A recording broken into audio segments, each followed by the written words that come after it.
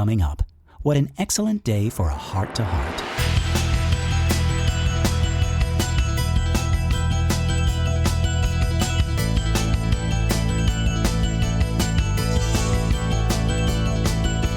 Well, howdy folks, and welcome to Minute 25 of the Exorcist Minute, a show where we endeavor to examine, extrapolate, and excavate the Exorcist Minute by Terrifying Minute. My name is Lester Clark. And I'm Keenan Diaz.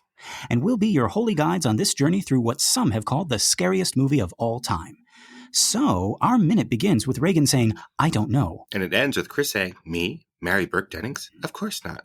And that's a big reveal right there. But for now, let's get back to the top of this minute. Regan is saying, "I don't know," because Chris asked her in the previous minute what she wants to do for her birthday. And remember, she said, "Isn't it great that it's on a Sunday?" I like that they put that little thing there, right? Now, there's not a whole lot in this minute in terms of set pieces or spectacle. In fact, it's almost entirely on Linda Blair's face with a tiny bit of Ellen Burstyn as she leans in to kiss her daughter. So I was focusing on Regan's face as she reacts to what mom is saying. We talked about in previous minutes how you can spot a good actor, not necessarily by how they act, but by how they react to what other characters are saying. Trying to see how she reacts, whether it looks like this is maybe the first time that she hears the word movie, for example, because you'd imagine that that's the thing that gets her like, "Oh, a movie. Oh, I love you." And that's how I remembered this scene. But now that I'm looking at it, it plays a little different. Regan is looking at her mother in this wistful, adoring way. It's very content, very relaxed. She feels safe and content. And it's like, "Oh, isn't my mom so great?" Her face doesn't light up. She doesn't get excited when mom suggests a movie, which you would think it would be like, "Oh, a movie. Wow. Thanks, mom. You're the best. Oh, I love you." Her "I love you" seems to come from a place of "Oh, I love you for planning this all out. Thanks, mom, for thinking of me." Right. I see what you mean when you say that. It's not that she is as an actor responding to any particular line, any trigger necessarily. It's just "Oh, I'm just so happy to be having this conversation at all." Right. And it's this rare moment in the movie, I think, where mom and daughter are in a safe place. They're in a good place. They're kind of basking in each other's love. And it's really nice. And it's really nice to have that in this movie, especially since, especially with what we know is going to happen later. Right. So this is something to hold on to. Right. And I think it's something for our audience to hold on to as well. It also struck me as odd that she didn't have anything that she wanted to do. That was a little when you're a kid, you don't have a lot of freedoms. And I remember asking for stuff and being told maybe on your birthday or maybe for Christmas or something like that. So I imagine I had some stuff that was always in the chamber for my birthday. Oh, now I can finally, get that toy or do that thing. And this is an oddly mature, yeah, whatever you want to do, mom. And that made me... Right? And that made me think about what we were talking about last time about how this is about a little girl who is growing up, or this can be one of the themes of the movie, right? This girl is switching from a child to a young woman. And I thought, oh, if this were me, I would linger on this. I would cut back to Chris's face and I'd be "Oh, but honey, you always have something you want to do on your birthday. What's going on? What's different this year? Nothing, Mom. I don't want to talk about it." Right, exactly. And if that's the thing, right? If that's the hint that things are changing, or okay, we could play it two ways, right? She could be like you hinted at, she's glum, she's listless, she's despondent in this way that is also very uncharacteristic, "Oh, I don't care, whatever you want to do, mom." This little girl is becoming a teenager, and we could play it like that. Yeah, that's what I was thinking about this time. But it is strange. You go back and look at it, and I think I'm fairly right in that in the basement scene, she seems a little bit older than in scenes like this where she's in bed. Something about the staging of it, where it is, whether we can see her whole body or not. The way that she stands and comports herself. In the first scene, we see her talking about the horse. She does look older and stand with more confidence, even as she's talking about girlish things. I think we happen to be catching her in this moment in one where she is particularly childlike. Yeah, and again, to speak to the order of these scenes and how they play out in the movie. So Chris is talking about going sightseeing. She's talking about going to see the Lee Mansion and all of these other Washington specific sites and attractions. And this is actually something that I'm finding out now they did film this scene. It's in the screenplay and it's in the book. Although like they're like the screenplay at this point is like all over the place. We have like the Captain Howdy thing happening at a different time, and we have the next minute happening before this, and all of this. So I wanted to talk about that. I wanted to talk about the cut scene of them going and doing the sightseeing and being at the grave of the unknown soldier and all that stuff. Yeah, I didn't realize they shot that. It's an interesting scene in the script. I didn't know that they'd actually shot it. I figured they just cut it before they did that. Yeah, and it is very, very important. But I think for the sake of this show, I think I want to place it at the beginning of, I believe, minute 28. So it'd be right after the minute where Karis ends by saying, like, I think I've lost my faith. And we cut to Chris on the phone trying to reach Regan's dad for her birthday. Well, our friend Ian, who was our first guest on this podcast, has suggested at one point that we do a full podcast, but it's choose your own adventure. You say, so if you'd like to know more about that, go to minute 28. And we haven't recorded minute 28 yet, but by the end of it, if we played our cards right, you'd be able to jump anywhere that you want. See minute 132. You read those choose your own adventure books, right? I did, yes. Oh my God, I love those. Keenan, did you do this? Did you try to read it like a normal book and just get all confused? I tried that once or twice. Just to see how it would feel. Just to see what would happen, right? Yeah. I do remember at least one book that I had, you feel like you're the person because you're choosing the adventure, where I died really early on and I was like, fuck this, it's like a 12-year-old kid knows it. So I actually I just stopped reading it. I was so pissed that because as the series went on, right, as the series went on, they'd know how kids would read them, and they'd figure out the conventions. So at some point I was reading some late entry, at least late for me, in the Choose Your Own Adventures, and it was like the first choice or something like that. And I made an innocuous, like, do you want to go down the hall and see your aunt for some ice cream or something? I was like, yeah, okay. And I did that. It was like, you have died. your aunt was an alien. I was like, well, how was I supposed to? And I never went back to that book. Wow. Just like real life. If you die in real life, you die in real life. So be careful. But no, yeah, I remember those. I think I have some old Goosebumps, Choose Your Own Adventures kicking around. That reminds me of those, like, I guess Dungeons and Dragons would be the first example of that, where, you're talking to the DM and it's like, do you go down this hallway? Do you hit this troll on the head with your staff or whatever? And if you have a DM like I have every single time I try to get into Dungeons and Dragons, you die. This is why, at my age now, I should be the perfect candidate for Dungeons and Dragons. Yeah, I would guess so, right? Mm-hmm. You would think, looking at me and knowing who I am, I've DM'd, I've done. No, that is not the truth, because every single time I sit down for one of these games, I get a bogus DM who is like, oh, you tripped on a paperclip and you died. They just don't like you? Like, what is it? I don't know, but they would do it to everybody. Like they would have their own. I did it recently. Because I'm still, I still have faith, Keenan, and I'm still trying to get into this thing. With the resurgence of like Stranger Things and everybody's, playing Dungeons and Dragons again. So I'm like, okay, I'm finally going to get into this. Every single time I sit down. The last time, this DM, he had his own characters kind of like already developed and picked out, and they were, basically NPCs, and they got so much more screen time than any of us who were playing.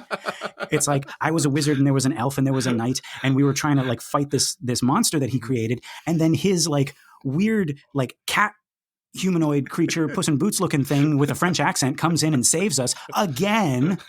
And I'm like, fuck this.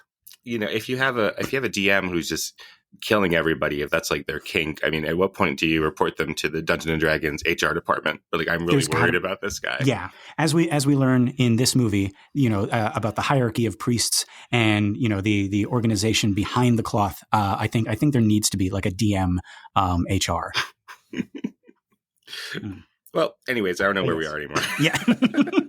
We've lost our way. Hey, much like an adventurer in a maze. Oh, my goodness, yeah. But yeah, I had assumed that you would do, Dungeons and Dragons and that kind of thing. I mean, anyone who's worn a cape to work on a non-Halloween day, I think.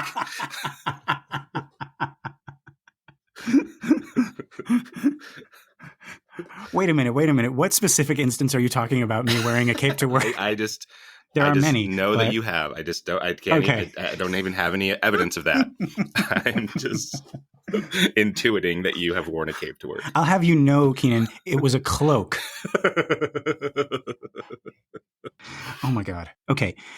So yeah, we're going to talk about that scene. We're going to talk about the sightseeing scene. We're going to talk about Lee Mansion. We're going to talk about all that stuff. But that's going to be at the top of minute 28 because I think it fits well with Regan's troubles, and it goes right. It also fits with what Karis is experiencing. So we'll put it right there. But let's get back to this minute. So we were talking about Regan possibly becoming more mature, becoming a teenager, right? And to speak to this, like these scenes early on in the movie with Chris and Regan being so lovey-dovey, and we have even more in the book. They sometimes strike me as a little too sweet, like almost unrealistic. Like I know in previous minutes I talked about how much I love the mother and daughter relationship and how Blatty and Friedkin do a really good job showing that their relationship is unaffected by Chris's being a movie star. But there are also some moments where, like, ironically, the interactions seem a little Hollywood. Like this, oh, I love you from Regan. Like I feel like she's reaching that age when saying, I love you so freely. Like you say it, and it's not attached to anything. You know what I mean? Like you say it when you wish each other good night or when you're dropped off at school. And even then you do it like when nobody else is listening because, you know, your classmates are going to be like, you love your mom. Right? Right. And the way you're she vulnerable. Says, you're vulnerable. You have feelings. You're a human being. But like to say it like and mean it with such like fervor in this scene. And also when nobody else is around. So it's again, we know that it's the truth, right? Because we, you know, Mr. Shakespeare, he told us, the way that she says it, is almost the way that I think a parent would say it to her child, not vice versa. It's like, oh, I love you, right? Like I'm affirming this. I'm reassuring you that I love you. Oh, I love you, right? There's something about that, about parents being constantly surprised by how I've heard this from parents that they're surprised how much they could love somebody. They think that they love their spouses or they love their own parents, and then they have their own children. Like, I did not understand how much you could love somebody. And that, I think kids take that for granted. It's sort of the opposite, right? They're born into the world and they love their parents and they know that they love their parents, and that can only diminish. It doesn't get stronger for them, right? So they're not right. I'm just so surprised by it. Yeah. Yeah, it's a simple fact for them. It's a simple truth. Right. Up is up, and and my love for my mom or my love for my dad is infinite, right? Is depthless, right? And I checked. I was like, well, I wonder if Blatty has kids, right? Because he's writing this scene between mother and daughter, and yeah, he has 7 kids. So, well, I assume that Blatty was a priest because he writes this book and he's famous for that. So I always picture him in my head as having the priest collar on and all of that. Oh, interesting. If I think, what does William Peter Blatty look like? What does he do? Right. He is Father Karras, is who I always think of him as. There's something about these authors, especially who are very famous for one piece, or a director who's very famous only for one movie. You assume that they're the main character, and there's this thought. Like my teachers in movie pitching at UCLA where I went to grad school. But I had 2 teachers independently say this, that when you're pitching a movie to someone, say you're pitching a screenplay that you want to write for a studio or a production company, they're going to assume that the movie's about you unless you give them a reason why not to. So they're just lean into that if that's possible and just be like, oh yes, this is what I would do and this is my background, and they're just going to assume that you're that person. Interesting. Okay, so this is also the first mention of Rags. Did you catch that, Keenan? She's like, I love you, Rags. Yeah. And people have commented on this. This is Chris's pet name for her daughter. It's short for Regan. It means Regan. But it's been noticed by people, especially those who've read the book, because in there, Rags comes up even more. It's like, oh, Rags. Now, we've already established that Chris is a good mom. She's a loving mom. But yeah, she has this thing, and I'm noticing it now, especially with names, that if you haven't already seen all this other evidence of them being so loving, it might come off as different. Take, for example, the first time that Regan appears in the book. This is right after Chris gets the presidential dinner invite, and they're talking about new math. And then we hear Regan call out, "Hi, Mom," to which Chris replies, "Hiya, Stinkpot." And people commented on that too. Stinkpot. Sure, I think that's worthy of a conversation, Chris. Stinkpot and Rags. But like in that same paragraph, you have Chris sweeping her daughter up in her arms and covering her with kisses as if they've been separated for like months. Mm-hmm. And Blatty even says this, like in the book, in that same paragraph, he says that Chris, quote, could not repress the full flood of her love. Just like what you were talking about before, Keenan, about, you know, parents and children like being surprised by like the force and the strength of their love for each other. So I don't think this is anything more than like, oh, you stinker, right? Sure. I would still, you know, I don't want to give anyone parenting advice, but I would still avoid that. I would avoid names like Stinkpot, I think. Yeah, right? One in the script that she calls her is Bearface. What? Yeah, in that scene that you're talking about, Chris calls her Bearface. Okay. Mrs. McNeil. This is an intervention. I was on your team. I was in your, what do they say in baseball? I was rooting for you. I was rooting for you. I was in your corner. There we go. Yeah, it's boxing. Yeah, it's boxing. Yeah. Baseball, sports. I don't know. Something like that. I have a friend. I hope they don't listen. Okay. He would call his girlfriend stupid. That was his nickname for her. Interesting. And when I first heard it, I was like, why are you calling her that?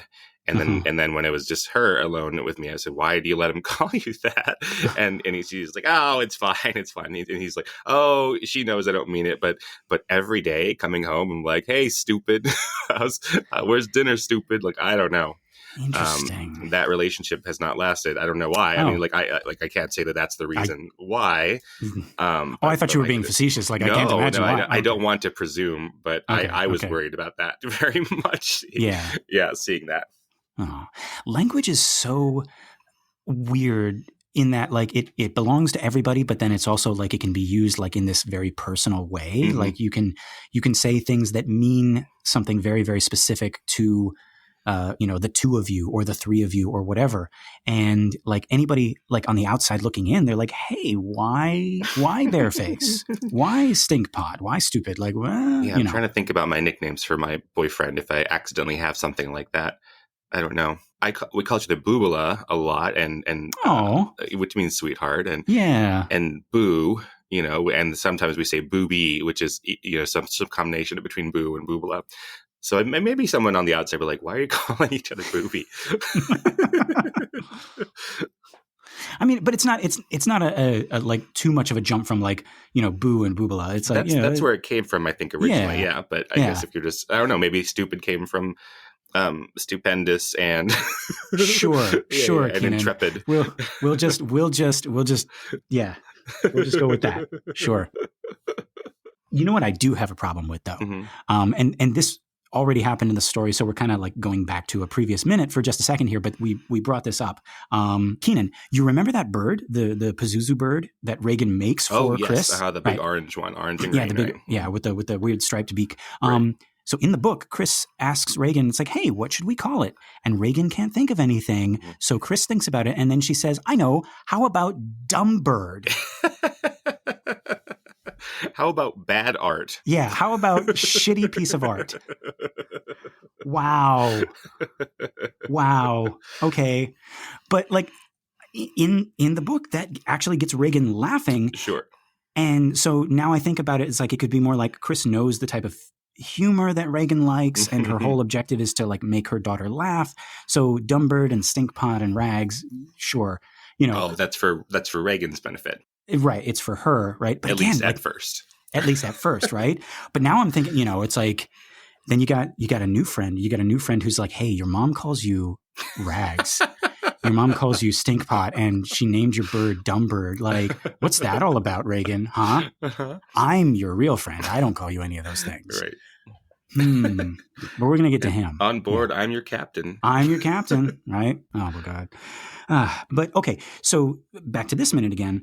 Doing this podcast is so weird. Like I said, like there's no spectacle. There's no, like, craziness going on in this scene. It's just a close-up of a face. But we're talking about so much. I love this. So they don't have plans yet for her birthday. Do we know how soon it is? We know it's on a Sunday, but is that like a week from now? Is that this Sunday? This Sunday, Reagan's birthday. Be there. Dumbbird, Dumbbird, Dumbbird. If you don't show up, you are a stinkpot. Or like, is it tomorrow? Like presumably Chris gets this gig, right? She knows that she's going to be in Washington.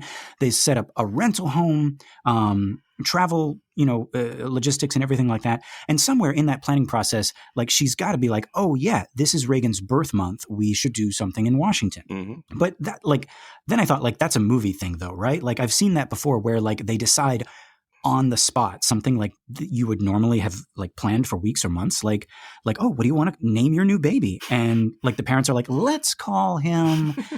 It's like, wait, you don't know? You've had like at least 9 months. Let's name him after whichever character died during the movie. Yes, I'm thinking Planet of the Apes. What was it, like Escape from Planet of the Apes? Let's call him Milo. Let's call him Milo. Yeah. And then it doesn't even stay Milo. It's Caesar in the next one. What the fuck? That's for our monkey minute later on. Someone must do a Planet of the Apes minute. Oh no, there. Oh yes. Oh, I'm glad I get to mention it. Yeah, there's a Minute of the Apes. Oh, that's a great title. Yes, I love it. I've been listening to that one. Yes, folks, listen to Minute of the Apes. It's really good. But yeah, so speaking of birthdays, Keenan, do you have like any birthday memories? I guess the weirdest one from my childhood is I was one of those kids. I don't know how my parents pulled this off, but in the 80s, I was one of those kids who got to have a McDonald's birthday. Ooh. Do you remember those? Did you ever get to go to one? I mean, I think I had something similar, but it was not McDonald's. But that was, so if you weren't alive in the 80s, you might not understand this. But McDonald's, first of all, was aimed as a children's restaurant. So now they've redone all the McDonald's and they look basically like shitty Starbuckses, But back then they were bright red and yellow, and there were little statues, if you got a cool McDonald's, of all the little characters, Ronald McDonald's friends and Grimace and Birdie. And I got to have a McDonald's birthday, and I don't know what that cost my parents. It probably was not cheap, but I remember people being very, very jelly of that. Like, how did this happen? Do you know Mayor McCheese? How do your parents have this pull to get to have shut down a corner of the McDonald's and it's just for you and your friends? And each of us got a Happy Meal, our own. We didn't maybe that's part of the expense. I'm sure if you bought, 300 McNuggets and split them amongst everybody, it'd be cheaper, right? If you buy it in bulk. But instead, everyone got their own little Happy Meal. Wow. That is a big to do. You were a special little child. Special little child. Did you have? I'm imagining. I love how like when we talk about like when we were kids, and I can't imagine your younger face. It's just the face that you have now, but like on a smaller body.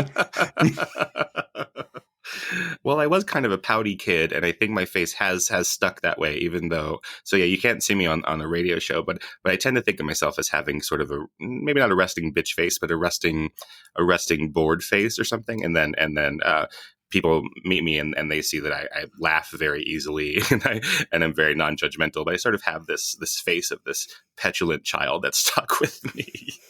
Guys, he's lying. He's very handsome. Don't listen to him. Hey, I didn't say I wasn't handsome. I just said I was bored. I was like, well, okay. Yeah. Oh, you can be both. Okay. All right. I was like bored. I didn't know the rules. Okay. It's just this aloof Disney prince. It's just like, oh, another McDonald's birthday party, mother. Mm. Another invite to the White House. Mm. Dinner with Mayor McCheese, I guess. Well.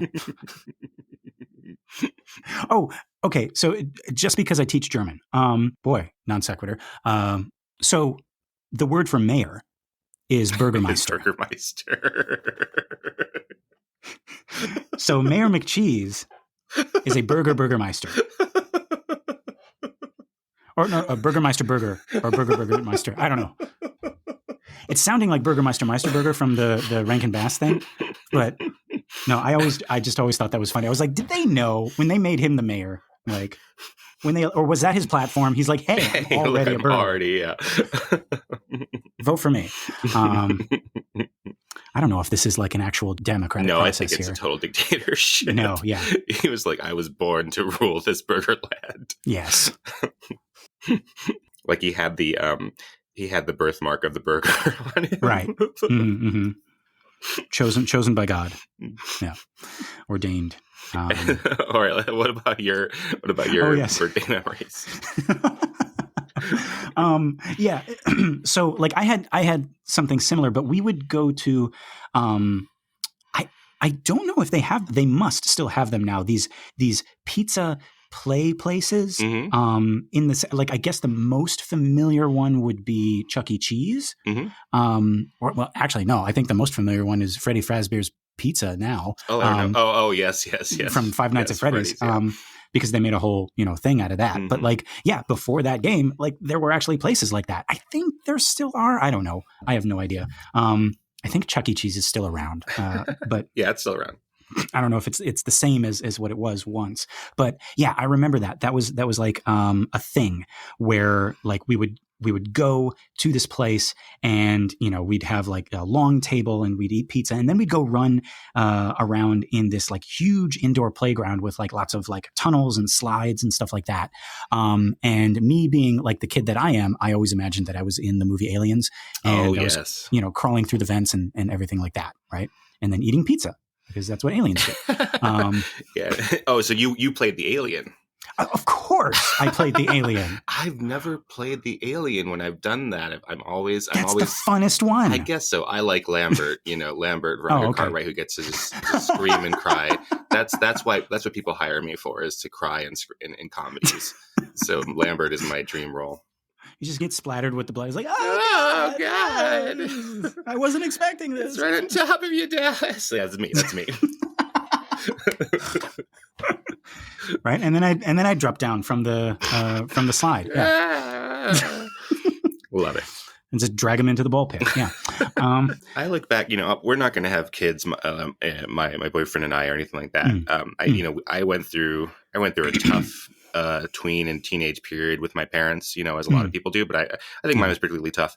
And now I look back, I'm like, God, what all this stuff my parents did for me? How did they actually do this?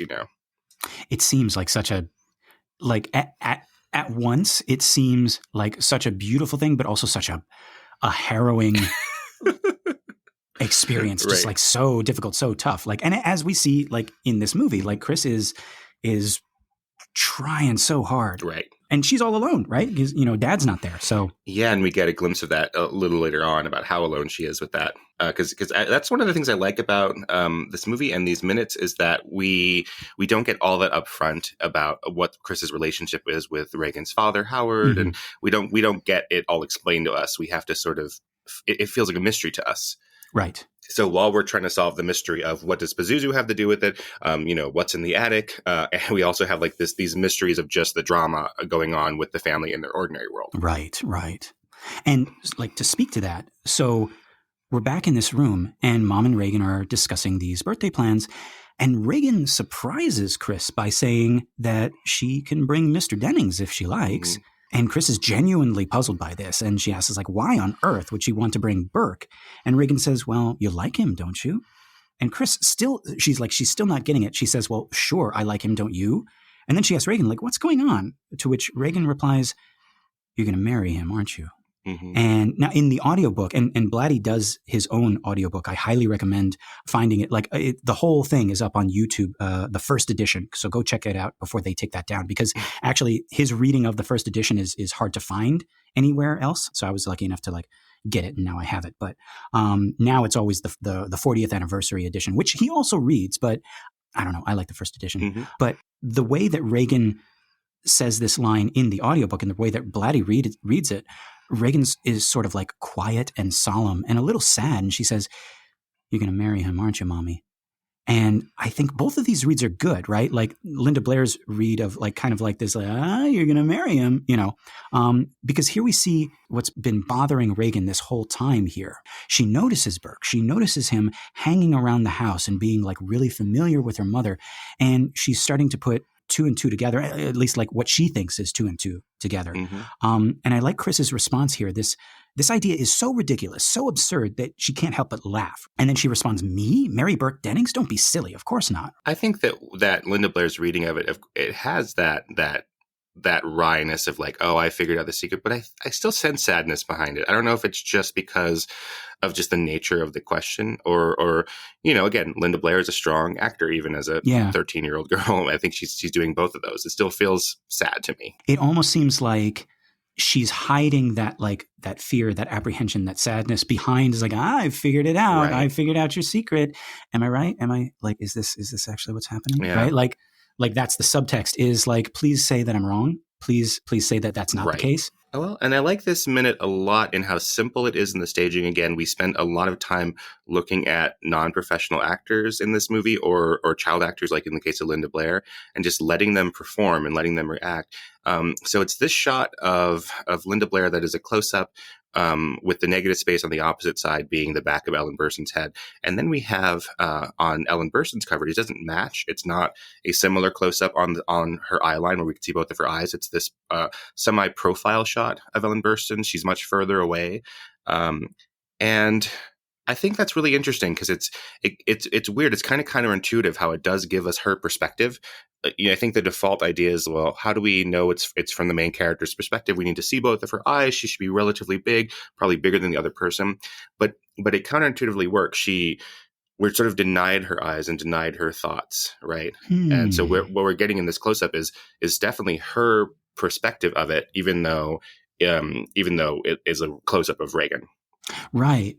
That's actually a good point. Like she's seeing, like, okay, so now my question, do you think we're supposed to be with Chris in this moment? I think we still Regan? are, even though the coverage might speak otherwise. Or if you were designing the covers from scratch and you say, okay, this is your assignment, it's Chris's point of view of her daughter. What does that look like? And we might be, we might switch we might switch the covers that we give these two actors, but this feels right. We're sort of denied Chris's ideas and her thoughts because she's trying to put on this face for her daughter. And one other thing is, I am not sure about the child labor laws at the time, but you notice that you have in Linda Blair's coverage, you have a lot of Ellen Burstyn and what's clearly identifiably Ellen Burstyn, right? So whenever she moves, we could see it's definitely her.